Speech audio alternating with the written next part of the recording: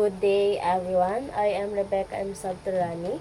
Today, I'll be discuss to you about the human condition in the Common Era. So, when we say the human condition in the Common Era, it's all about understanding how human life has changed and developed over a very long period of time. Driven by primal need to survive and humans rob of megafauna threatening hunting grounds. So when we say megafauna, it is a big or large animals. So dito is dahil sa kanilang mga basic needs, no? Yung yung goal ng mga early humans noon is to survive.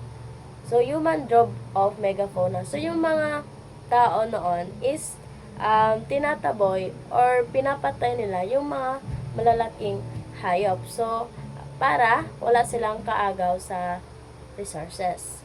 So, the second bullet is overhunting and overfishing of common prey and extinction of flora and fauna. So, when we say common prey, ito yung regular na hinahunt or kinakain ng mga early human noon.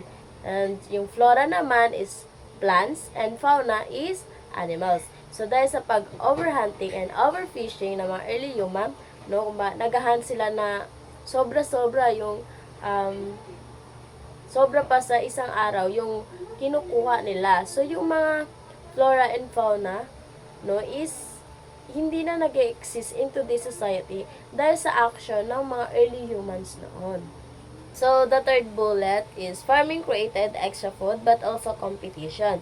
Communities grew leading to civilizations. So, this means that when people learn how to grow crops, they could produce more food than they needed to survive.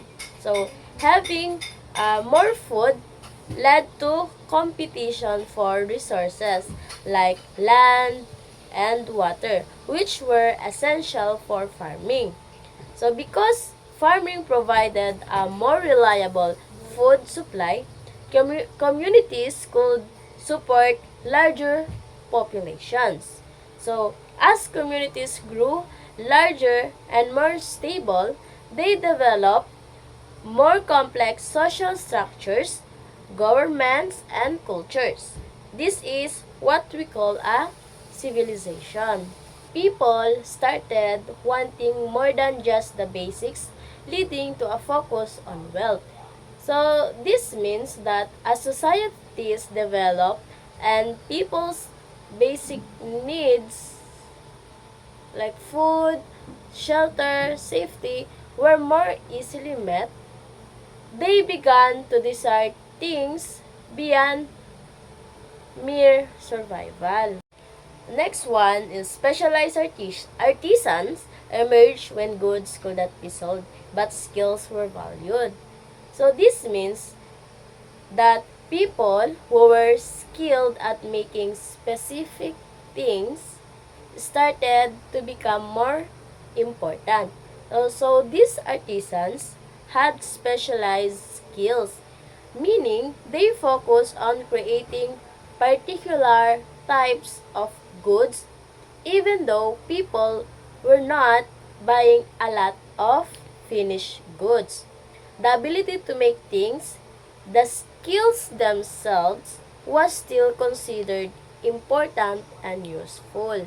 Technology made life easier and better. Inventions and machines changed daily life. So this means that new tools, inventions, and techniques improve the quality of life for people. Tasks that were once difficult or time-consuming became simpler and more efficient. The next bullet is medicine using potions, spells, and early science emerged. People became obsessed with gold and experimenting.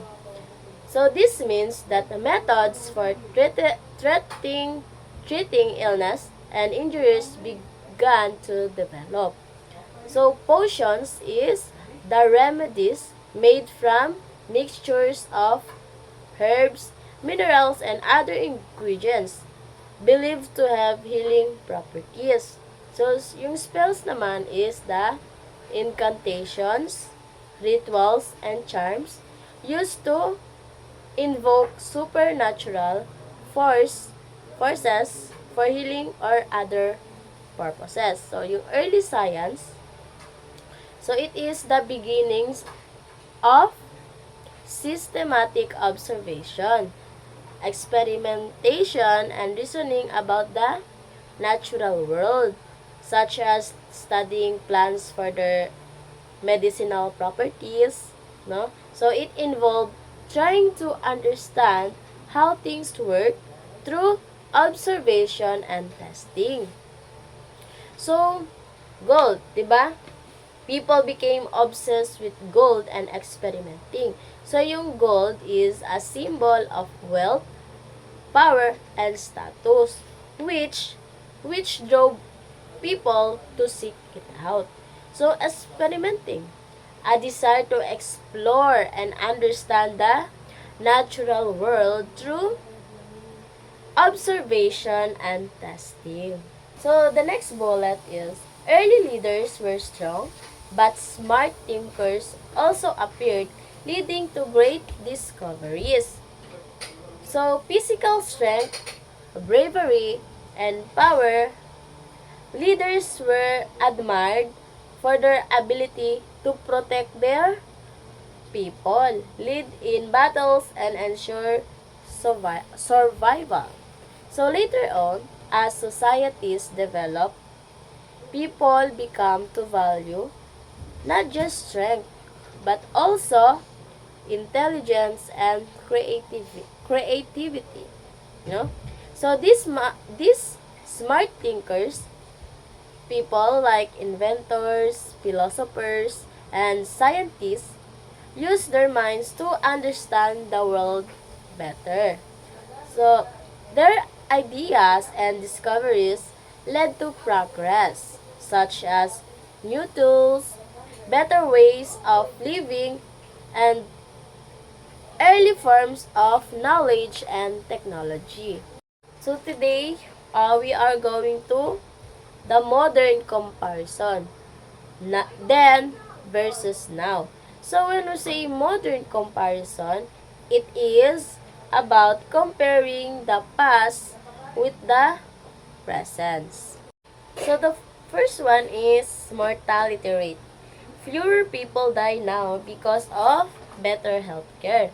So in the past, many women and babies died during childbirth because there was limited medical technology and poor healthcare. But now, modern technology and medical care lab greatly improved. So even premature infants or babies born too early can survive and grow naturally. I can grow normally because of incubators and advanced medical equipment and skilled doctors. So the second one is average lifespan. People live longer now thanks to science and medicine. So in the past, people didn't live very long because of diseases, poor nutrition, lack of clean water, and limited medical care. So many people died young due to illnesses that could not be cured before, no? So but today, because of science and medicine, people can live much longer and healthier lives. Modern medicine helps prevent, treat, and cure many diseases. Science has also improved our food, sanitation, and living conditions, which help us stay healthy for more years. So the third one is literacy rate. More people can read and write now, creating better informed societies. So in the past, maraming tao ang hindi nakakapag-aral. Kaya kaunti lamang ang marunong bumasa at sumulat. So, dahil dito, limitado ang knowledge or information. But today, more people learn how to read and write. So this allows them to understand news, laws, and opportunities and make better decisions in life. The last but not the least is gross domestic product or GDP. Economies are stronger now because of technology. So in the past, economies were smaller and slower because most work was done by hand and there was limited technology. Production took more time and resources. But today, technology has made production faster, easier, and more efficient. Machines, computers, and the internet help business produce more goods, offer more services, and trade with other countries. So that's all. Thank you for listening.